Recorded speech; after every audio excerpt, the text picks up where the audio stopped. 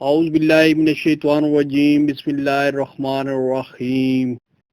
وظائف اور اسلام YouTube channel کی جانب سے ہم آپ کو خوش آمدید کہتے ہیں۔ امید کرتا ہوں کہ آپ سب لوگ خیریت سے ہوں گے اور میں آپ کی خیریت کا ہمیشہ طالب رہتا ہوں۔ آج کا جو وظیفہ لایا ہوں وہ بہت ہی اہم ہے اور ہمارے معاشرے میں ہر تیسرے چوتھے گھر کا مسئلہ ہے۔ جن لوگوں کی اولاد نہیں ہوتی، جن لوگوں کی اولاد نرینہ نہیں ہے، جن کی بیٹیاں نہیں ہیں، یا دونوں حوالوں سے یہ بہت ہی مجرب قرآنی وظیفہ ہے۔ انشاءاللہ اس کا رزلٹ وہ آپ کو ملے گا۔ اس یقین کے ساتھ کریں کہ اللہ تعالیٰ ہی سب کچھ کرنے والا ہے اور اللہ تعالیٰ ہی سننے والا ہے، اور اس یقین سے دعا مانگیں کہ وہ ہماری دعائیں سنتا ہے اور ضرور یقیناً سنتا ہے۔ چلتے ہیں آج کے وظیفے کی طرف۔ تو دوستو، اگر آپ نے اب تک ہمارا چینل وظائف اور اسلام سبسکرائب نہیں کیا تو سبسکرائب ضرور کر لیں گے۔ سورۃ شورى میں اللہ تعالیٰ ارشاد فرماتے ہیں، آسمان اور زمین کی سلطنت اللہ کے لیے، وہ جو چاہتا ہے وہ پیدا کرتا ہے، جس کو چاہے بیٹیاں دے، جس کو چاہے بیٹے عطا کرے، یا انہیں جمع کر دیتا ہے، بیٹے اور بیٹیاں جسے چاہے بانجھ رکھتا ہے۔ وہی خالق ہے، وہی مالک ہے، وہ تمام فیصلے کرنے والا ہے۔ وہ جو چاہتا ہے وہ کرتا ہے، وہ جو چاہتا ہے وہ کن ہو جاتا ہے۔ جسے چاہے بیٹیاں عطا فرمائے، جیسے حضرت لوط علیہ السلام کو اللہ تعالیٰ نے بیٹیاں عطا فرمائیں اور حضرت ابراہیم علیہ السلام کو بیٹے عطا فرمائے۔ جسے چاہے وہ بیٹیاں دے، جسے چاہے وہ بیٹے عطا فرمائے۔ بے اولادی بہت بڑا ہی دکھ ہے، بہت بڑا ہمارے معاشرے میں بے اولادی ہونا ایک وہ بہت ہی مشکل ترین اس کی لائف ہو جاتی ہے۔ اس کو سسرال کی طرف سے، اس کو معاشرے کی طرف سے جو طعنے ملتے ہیں، اللہ تعالیٰ ہم پر رحم فرمائے اور ان خواتین پر بھی رحم فرمائے جو بے اولاد ہیں۔ حضرت یحییٰ اور حضرت عیسیٰ علیہ السلام،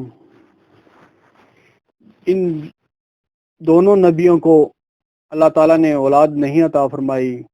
اللہ تعالیٰ وہ جسے چاہتا ہے اولاد دیتا ہے، جسے چاہتا ہے وہ اولاد اس کو نہیں عطا فرماتا، جس کا چاہتا ہے رزق تنگ کر دیتا ہے، جس کا چاہتا ہے رزق کھول دیتا ہے۔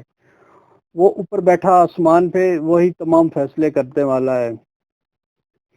بانجھ پن کے لیے بھی یہ اگر وہ وظیفہ کرتی ہیں تو خواتین، ان کے لیے بھی بعض لوگ میڈیکل حوالے سے بہت ہی مطمئن ہوتے ہیں، میاں بیوی دونوں رزلٹ کے حوالے سے مطمئن ہوتے ہیں، اس کے باوجود اولاد نہیں ہوتی۔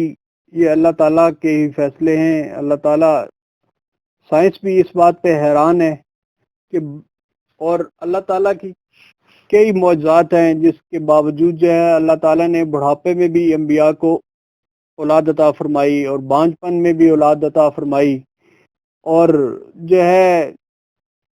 حضرت مریم علیہ السلام کا واقعہ بھی آپ کے سامنے ہے۔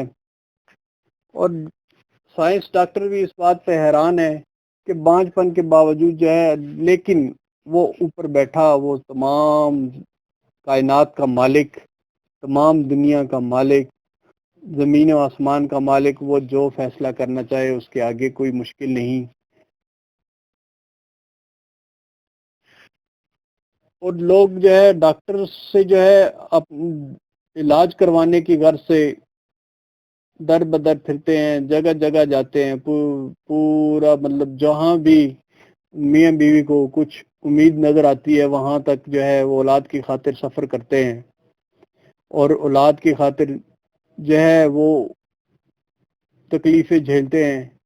اور ہر والد والدہ ہر میاں بیوی کی خواہش ہوتی ہے کہ ان کے دامن میں اولاد ہو اور اولاد ان کے گھروں میں کھیلے اور ان کا اولاد سے دامن بھر جائے۔ تو اس بارے میں بہت ہی مجرب اس میں ایک وظیفے میں آپ کو بتاؤں گا۔ میاں بیوی اگر سورۃ نجم کی آیات 45-46 کو کثرت سے پڑھیں اور اس کو اپنا معمول بنا لیں تو اس کی وجہ سے بھی جو ہے یہ اس وقت تک جاری رکھیں جب تک جو ہے آپ کو کوئی جو ہے خوشخبری نہیں ملتی، اس وقت تک اس وظیفے کو جاری رکھنا ہے۔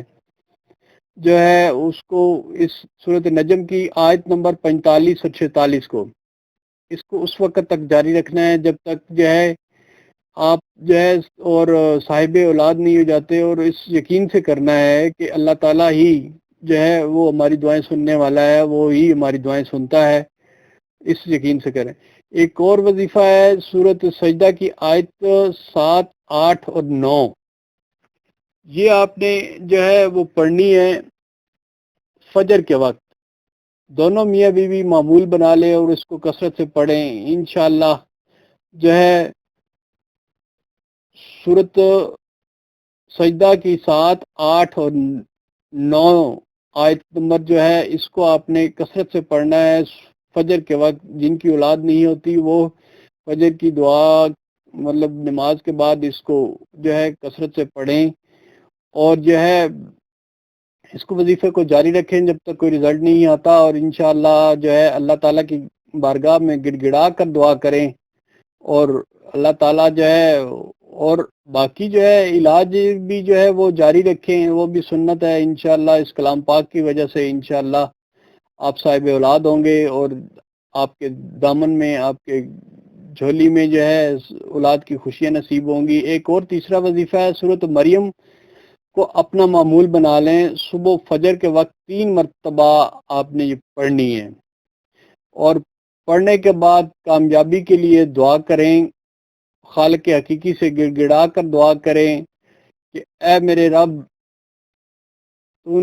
ہمیں اولاد صالح عطا فرما، اولاد نرینہ عطا فرما، صاحب اولاد بنا دے۔ تیری بارگاہ میں کوئی کمی نہیں، تیری بارگاہ میں جو ہے تو نے حضرت مریم کو اولاد سے نوازا، اور جو ہے اسی طرح جو ہے آپ اللہ تعالیٰ کی بارگاہ میں حضور سے گڑ گڑا کر یہ دعا کریں، اور اس کے بارگاہ میں گڑ گڑا کر اور حضور پاک کی شان کا واسطہ دیں، حضور پاک کا واسطہ دیں کہ یا اللہ، اور اس کی بارگاہ میں ایسے حاضر ہوں کہ جیسے وہ اللہ تعالیٰ جو ہے آپ کو دیکھ رہا ہے، اس کی بارگاہ میں ایسے دعا مانگیں کہ یا رب میں تیرا خطا کار بندہ ہوں، میں تیرا خطا کار بندہ ہوں، میں تیری خطاؤں سے توبہ کرتا ہوں، یا اللہ میں اپنے گناہوں سے توبہ کرتا ہوں، یا اللہ مجھے معاف فرما دے، اور تو اپنی رحمت سے میرے دامن میں صالح نیک اولاد عطا فرما۔